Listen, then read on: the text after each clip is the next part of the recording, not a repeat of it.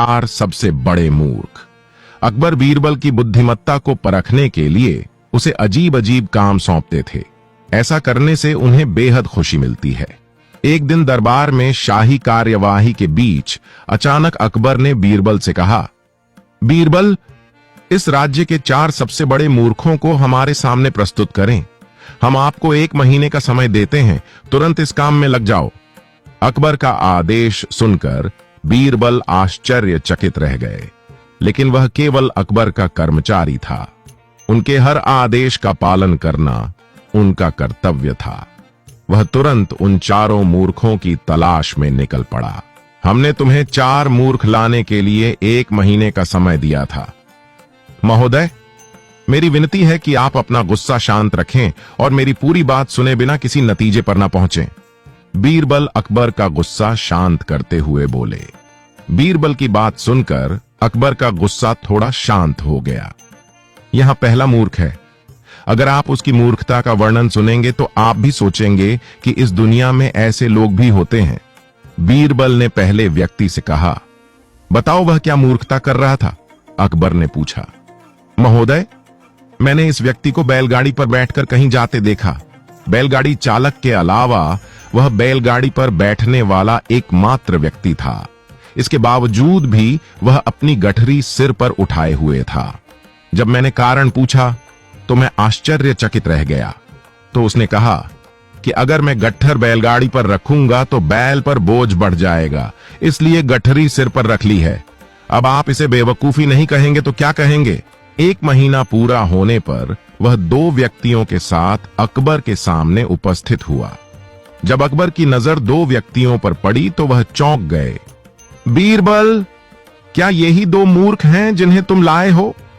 पहले व्यक्ति की मूर्खता की कहानी सुनकर अकबर के चेहरे पर मुस्कान आ गई। तब बीरबल ने एक अन्य व्यक्ति को आगे किया और कहा, जहांपना, यह आदमी तो इससे भी बड़ा मूर्ख है। एक दिन मैंने देखा कि वह अपने घर की छत पर भैंस लेकर जा रहा था। मैं आश्चर्यचकित था, इसलिए मैंने पूछा, लेकिन फिर यह जवाब सुनकर मैंने अपना सिर पीट लिया। उन्होंने बताया कि उनके घर की छत पर घास उग आई है, इसलिए वह भैंस को छत पर ले जाता है ताकि वह वहां घास खा सके। घास काटने के बाद वह उसे लाकर भैंस को खिला सकता है, लेकिन यह मूर्ख तो भैंस को ही छत पर ले जाता है। क्या आपने ऐसा मूर्ख कहीं देखा है? हाँ, इन दोनों ने जो किया है वह सचमुच बेवकूफी है।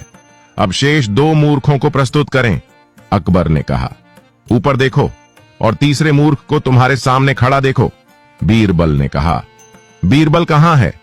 हमें यहां कोई तीसरा व्यक्ति नहीं दिख रहा है, अकबर ने इधर उधर देखते हुए कहा।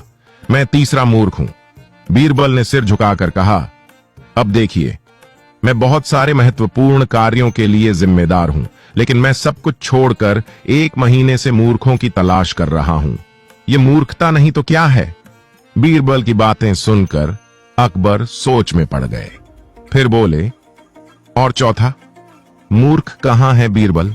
मुझे अभिमानी होने के लिए क्षमा करें श्रीमान, लेकिन आप चौथे मूर्ख हैं।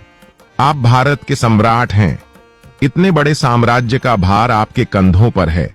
आपको जनता की भलाई के लिए न जाने कितने काम करवाने हैं, लेकिन आप उन सबको नजरअंदाज करके 1 महीने से मुझसे 4 मूर्ख ढूंढवा रहे हैं। तो आप चौथे मूर्ख हैं। इतना कहकर बीरबल ने अपने कान पकड़ लिए।